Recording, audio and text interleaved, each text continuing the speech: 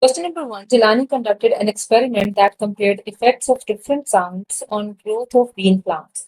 He planted bean seeds of same type and size in three containers, using same type of soil in each container. He placed containers in the locations shown below. Bean seeding locations and sounds. So there are three containers which are kept at three different locations. Bedroom with 4 hours of pop music per day. Second room is living room with 4 hours of television per hour, and the third position is empty room with no sound. Jilani gave each plant the same amount of water at the same time each day. After 2 weeks, Jilani observed that the plant in the living room was the largest and had the most leaves. Jilani concluded that bean plants grow the fastest when exposed to television sounds, which is the greatest error that Jilani made in his experimental design. Option A is Zilani did not control other variables that might affect plant growth. Option B, Zilani did not control the variables of soil type or amount of water. Option C is Zilani did not plant the beans from seeds. And the last option is Zilani did not use enough different types of music. So here, option A is the correct option. That is the greatest mistake, that Jilani did not control other variables that might affect plant growth like sunlight, soil type. So that is the correct option here. Question number two. The chart shows whether different objects will scratch rocks. Which list shows these rocks in order from the hardest to the softest? So here we can see the chart. Hardness is a property of an object, that how well it resists being scratched or dented. So here we can see rock X is the hardest of all, because rock X cannot be scratched by fingernail, penny, glass or quartz. So that's why we will write X first. After that, rock Y will come, because rock Y cannot be scratched by fingernail, penny, glass, but it can be scratched by quartz. After that, W will be written, and rock Z is the softest of all, because rock Z can be scratched by fingernail, penny, glass, and quartz. So option B will be the correct option here. Read the information given below and answer the questions 3 through 8. Petroleum or crude oil is refined by separating it into different byproducts. This process is called fractional distillation, whereby the crude oil is heated and each different product is distilled or drawn at different stages. Each product is distilled at certain temperature ranges and collected in separate receivers. Petroleum refining is carried out in a boiler and a fractionating tower. The crude oil is superheated in the boiler about 600 degrees Celsius, which vaporizes the crude oil. So we can see here boiler, and the vapors then rise in the tower to certain levels where they cool and condense according to their chemical structure. When the vapor reaches a height in the tower where the temperature in the column is equal to the boiling point of the substance, the vapor turns into liquid, condenses, collects in the troughs, and flows into various tanks for storage, as shown in figure 1. Table 1 below summarizes the characteristics of the byproducts obtained from the fractional distillation of petroleum. So we can see crude oil is the raw material over here. Question number 3. According to the passage, the temperature at which gasoline condenses is most likely option A less than 0 degrees Celsius, option B less than 40 degrees Celsius, option C greater than 20 degrees Celsius, and option D greater than 70 degrees Celsius.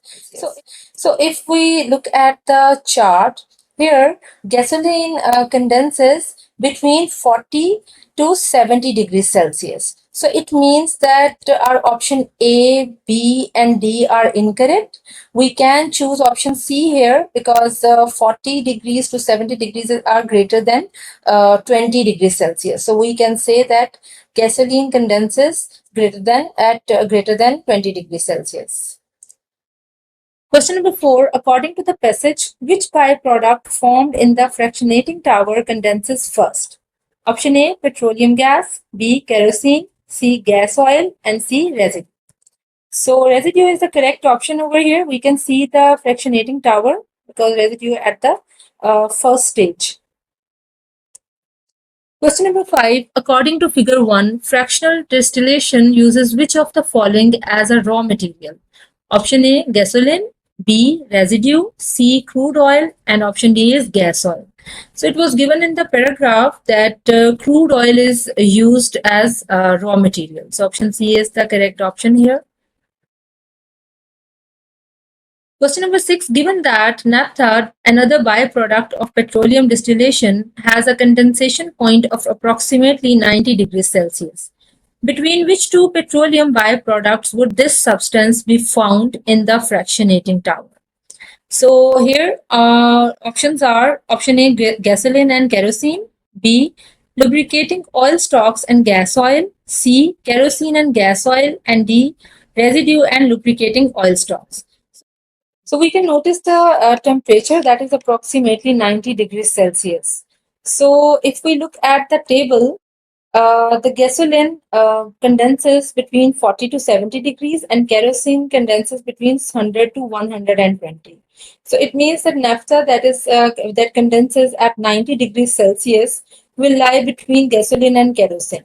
So that's the reason that option A is the correct option over here. Question number 7. According to the passage, at what temperature is most of the crude oil vaporized?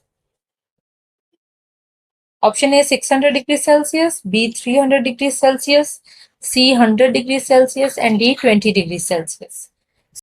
So when the crude oil was heated in the boiler at 600 degrees Celsius, the residue was produced. Rest of the products were produced between 20 degrees Celsius to 300 degrees Celsius. So here we may say that most of the crude oil was vaporized at 600 degrees Celsius.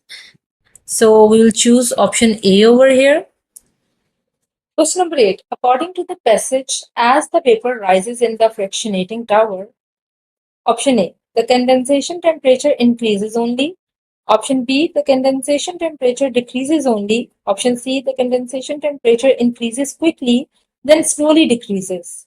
Option D, the condensation temperature remains stable at 600 degrees Celsius. So here we can see the chart. The initial temperature was 600 degrees Celsius.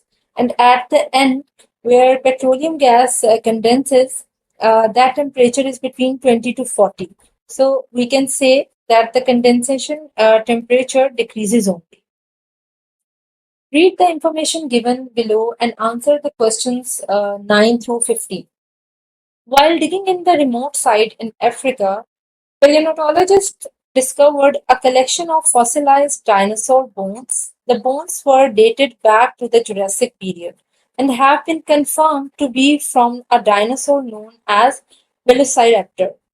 Two paleontologists discussed the finding. Paleontologist 1.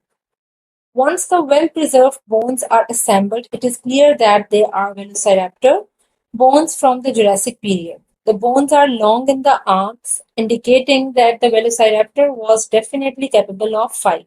You can see that there are cuts within the arm wing bones of this dinosaur, indicating that it was caught while in fight. Perhaps it was attempting an escape from a more predatory dinosaur, such as Tyrannosaurus rex. It is obvious from the body structure of the Velociraptor that it was an effective hunter and predator. It was most likely quick to swoop in on its prey and was more than able to carry the prey away on its own. The form and function of the Velociraptor has been misunderstood until this important discovery. The condition of these bones offers a clear picture of the way in which the Velociraptor lived. So, according to the first paleontologist, the bones were long and there were cuts within the arm and wing bones of this dinosaur. It means it was capable of fight. It was a good, effective hunter and predator as well. And it was misunderstood until this important discovery about his bone was found. So now let's read the point of view of second paleontologist. Indeed, the Velociraptor bones are in excellent condition. The long arm bones are indicative of the dinosaur's ability to squelch prey and fend off large predators. The cuts within the arm bones show that the Velociraptor often stole its meal The marks resemble defense wounds, perhaps from forcing other would-be scavengers away from the free meal. The structure of the Velociraptor feet indicates that it was a fast runner and was able to maneuver well through the high trees and undergrowth.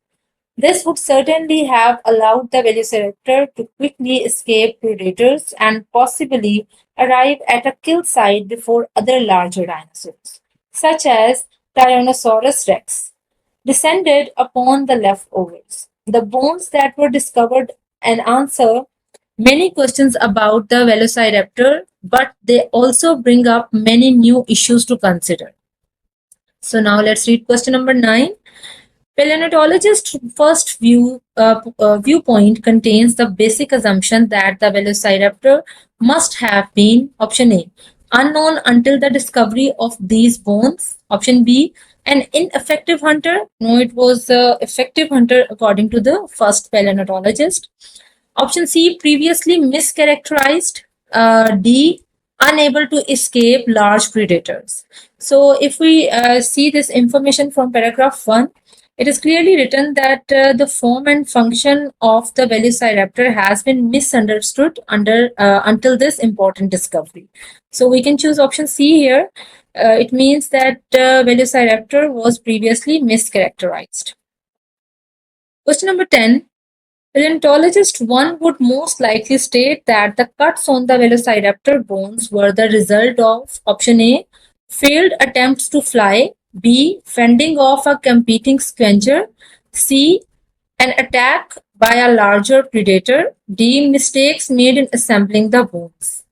So this information was given in the first paragraph that he was able to fight and it was attempting an escape from a more predatory dinosaur such as Tyrannosaurus rex.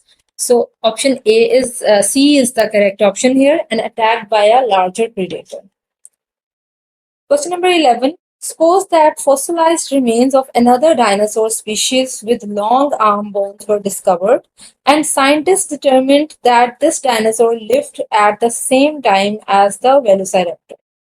According to the passage, paleontologists too would most likely conclude that option A, the new dinosaur could fly, B, the new dinosaur could be a scavenger, C, the new dinosaur could not escape from the predators, D, the new dinosaur would swoop in on its prey. So it is written in the paleontologist two's point of view that the long arm bones are indicative of the dinosaur's ability to squench prey and fend off larger predators. So, according to the paleontologist too, the new dinosaur could be a squenger. Question number 12. Paleontologist two's viewpoint regarding the Velociraptor as a squenger was based on the dinosaurs. Option A, strong musculature. B, excellent condition. C, long arm bones. D, ability to fly. So here option C is the correct option because it is written that long arm bones are indicative of the dinosaur's ability to squench prey and fend off larger predators. Question number 13. Paleontologist 1 would most likely support which of the following statements about the lifestyle of the Velociraptor? Option A, the Velociraptor was a predatory dinosaur capable of flight and is only now being understood. That is the correct option because we can read the whole paragraph, which was the point of view of paleontologist 1, in which it was mentioned clearly that he was a hunter, and his character was misunderstood before the discovery. So option A is the correct option here. Question number 14. Assuming all are true, both paleontologists would most likely agree with which of the following facts concerning the Velociraptor? Option A, it was threatened by large dinosaurs such as Tyrannosaurus rex. B, it was unable to sustain fight. C, it was not built for speed and therefore could not easily fend for itself. D, it was not an effective hunter. So option B, C, and D are incorrect. Only option A is the correct, on which both paleontologists agreed. Question number 15. Both paleontologists 1 and 2 would most likely agree with which of the following statements about the discovery of the Velociraptor bones? The bones, option A, did not clarify any assumptions about the Velociraptor. B, provided some useful information regarding the Velociraptor. C, could not be assembled properly due to the poor condition in which they were found. D, completely altered both paleontologists' viewpoints regarding the Velociraptor. B is the correct option here. It provided some useful information regarding the Velociraptor, in which cuts within the arm and wing bones showed that it was a good predator or hunter which could scrunch prey. Question number 16. The cross section below shows fossils and the rock layers in which they are found. Crustal movement has not displayed the rock layers. So we can see the rock layers, trilobites, armored fish, dinosaurs, and early horses. Which fossil is considered the oldest in the cross section shown? Option A, armored fish, B, dinosaurs, C, early horses, or D, trilobites. So we can see that the trilobites are at the bottom of the rock layers. So these are the oldest fossils. So option D is the correct one. Number 17. The map below shows the four major time zones in the continental United States. If it is 9 a.m. in the Eastern time zone, what time is it in the Pacific time zone? So the time zones are different at different places. The time difference in Eastern and Pacific time zone is of 3 hours. If in Eastern time zone it is 9 a.m., then in the Pacific time zone it will be 6 a.m. of the same day. So that's why we can choose option B here. It will be 6 a.m. Question number 18. The length of a year is equivalent to the time it takes from 1. Option A, rotation of Earth, B, rotation of the Sun, C, revolution of Earth around the Sun, D, revolution of the Sun around Earth. So we all know that one revolution of Earth around the Sun makes 1 year. So option C is the correct option here. Question number 19. The diagram below shows a spinning water sprinkler. Water comes through a hose and is sprayed by the sprinkler. Which principle best explains why the sprinkler spins? Option A. Every action has an equal and opposite reaction.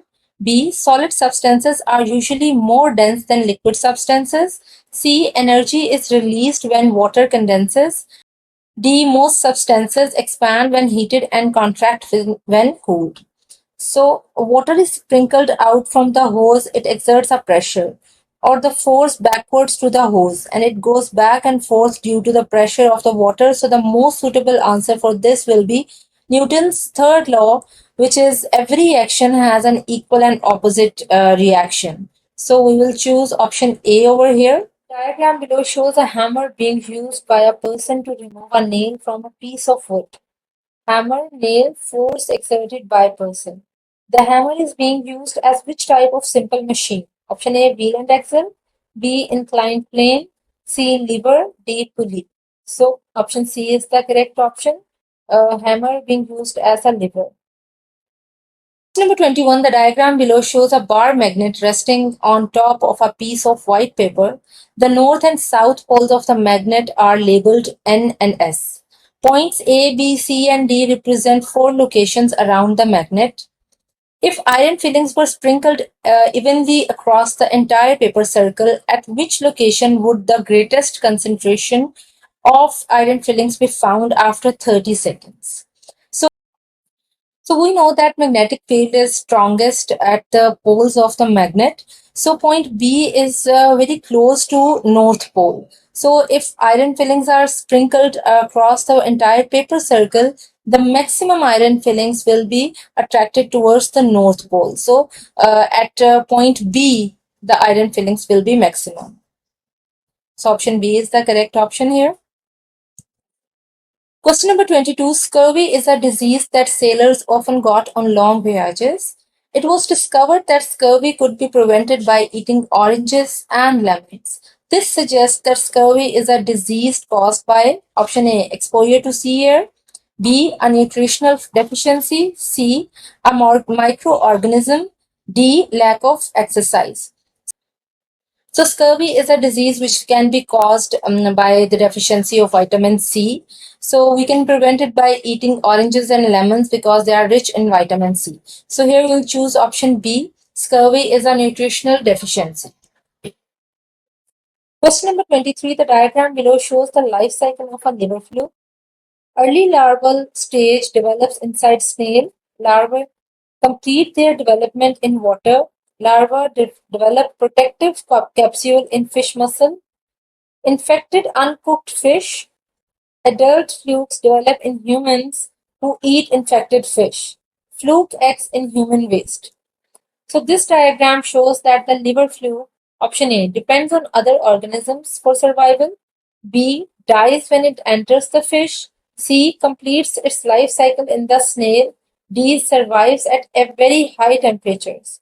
So option A is the correct option because we can see in the diagram as well that the early larval stage is inside the snail, then after that larva develop in the fish, and then adult fluke develop in human who eat infected fish. So it depends on the other organisms for survival. Question number 24. Which statement provides evidence that evolution is still occurring at the present time? Option A. The extinction rate of species has decreased in the last 50 years. Option B. Many bird species and some butterfly species make annual migrations. Option C. New varieties of plant species appear more frequently in regions undergoing climate change. Option D. Through cloning, the genetic makeup of organisms can be predicted. So here, new varieties of plant species appear more frequently in regions undergoing climate change is the correct option, which is an evidence that evolution is still occurring. Question number 25. The walking catfish is a species of fish that walks on land using its pectoral fins. During drought conditions, when there is little water in its habitat, the walking catfish can use its pectoral fins to get to areas with water. Which of these will most likely happen to a population of walking catfish over time if all nearby aquatic environments dry up permanently? Option A. Walking catfish with small pectoral fins are more likely to survive a trip to distant areas of water. The population is likely to evolve to have smaller pectoral fins. Option B. Walking catfish with large pectoral fins are more likely to survive a trip to distant areas of water. The population is likely to evolve to have larger pectoral fins. So here option B is the suitable option. It's quite obvious that the catfish with large pectoral fins can travel more as compared to the fish with small pectoral fins. So with the passage of time, the population is likely to evolve to have larger pectoral fins. Question number 26. Which graph shows that most likely would happen to the population of a certain animal if a new predator were introduced at time A? So we can look at all the graphs. It's quite obvious when a new predator is found, it will kill the animals. So there will be a dip in the population of the animals after the time A. So option A is showing the exact data. So option A is the correct one. Question number 27. The diagram below represents a portion of Earth's latitude-longitude system. A and B are locations on Earth's surface. The arrows show the direction of Earth's rotation. If it is noon at location A, then at location B it is morning, noon, afternoon, and midnight. So we have to choose out of these four options. So here Earth is rotating clockwise and it's noon at location A. It means sun is just overhead of location A and it is going away from point A. So at point B, it will be afternoon because midnight is not possible over here. Midnight will be exact opposite of position or location A. So at point B, it will be afternoon. So option C is the correct option here. Question number 28. Which group would most likely have the greatest survival success during a long period of environmental changes? It's already small population which may not survive with the passage of time. Option B is a large population of red ants living in the forest, which can be our correct option because the population is already large, and secondly, it's living in the forest. For the existence of life, forests are very important, so that's why there are chances of red ants to survive. Option C is an endangered population of polar bears living near an iceberg. Option D is one species of bird that nests only in sugar maple trees. So, with the environmental changes, if sugar maple trees are vanished, then obviously birds cannot survive, and endangered population of polar bear will also cannot survive. So, option B is the only correct option over here. It's already small. Base your answers to questions 29 and 30 on the passage below and on your knowledge of science. Corals come in about 1500 known species, from soft swaying fans to stony varieties with hard skeletons that form reef bases. They are made up of polyps, tiny animals that live in colonies and feed at night on microscopic plants and creatures. The coral surface is the living part with color infused by single celled algae called zooxanthellae that live in polyp tissue. The algae act like solar panels, passing energy to the coral as they photosynthesize while feeding on the coral's waste. Extremely sensitive, corals survive in a narrow range of temperature, sunlight, and salinity. Extremely severe El Nino, an anomalous warming of sea surface temperatures in 1998 raised ocean temperatures and changed currents, causing bleaching that devastated reefs worldwide. Scientists say parts of the Indian Ocean lost up to 90% of corals. The bleaching struck reefs around the Persian Gulf, East Africa, Southeast Asia, and the Caribbean. Some recovered, many died. So, question number 29. The relationship between the polyps and the zooxanthellae can best be described as option A, negative for both, B, neutral for both, C, positive for both, D, negative for one and positive for the other. So, if we read this part of the paragraph, the algae act like solar panels, passing energy to the corals as they photosynthesize. It means the corals are also using the algae for their benefits, and that algae is feeding on the coral's waste. So it's a positive relation for both. So we'll choose option C over here. Question number 30. The passage contains information concerning option A, limiting factors, B, reproductive methods, C, bacteria, D, competition.